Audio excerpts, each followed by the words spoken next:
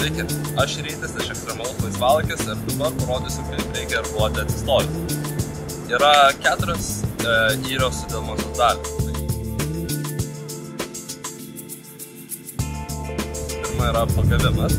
Tai svarbiausia pagauti įrį kuo toliau priekę, tada tuo efektyvesnis. Abi rankos visada lieka ištiestos, apatinis petis šiek tiek paduodas į priekį. Tada su viršutinė ranka spaudžiame irklą žemyn. Ir labai yra svarbu nepradėti įro tol, kol pilna irklo mentė yra pasinėrusi į vandenį. Mes norime, kad visa mentės būtų vandenyje.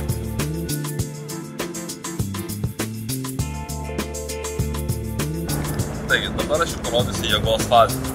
Taigi, paimame irklą ir tada jėgos fazė yra jau, kai įmerkiam irklą į vandenį ir tada pro irklą stumėme lentą į priekį. Didžiuma dalis jėgos ateina iš nugaros ir preso. Ir rankos yra tik tais ištiesos ir jos prilaiko irklą. Negalima irkluoti vien rankomis šitaip, nes rankos yra ganėtinai mažos raumenų grupės, dėl to jos labai greitai pavargsta. Tada, trečia dalis yra ištraukimas. Daug žmonių pradedančiųjų nori traukti kuo toliau, tačiau nereiktų traukti irklą toliau negu mūsų pėdos, nes tada gaunasi, kad irklas pradeda kelt vandenį į viršų, kas nardina lentos nosį po vandeniu, dėl to lenta tik tai lėtės, o ne greitės.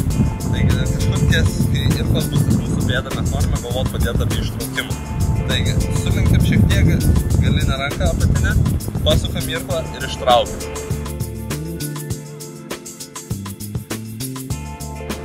Tada prasideda ketvirta įros dalis, tai yra grąžinimas. Tai pirmas į pradinį tašką. Įlenkiam ir stumėme į priekį. Tai gaunasi net kaip alės smūgis į priekį. Ir tada vėl grįžtame į pirmą dalį.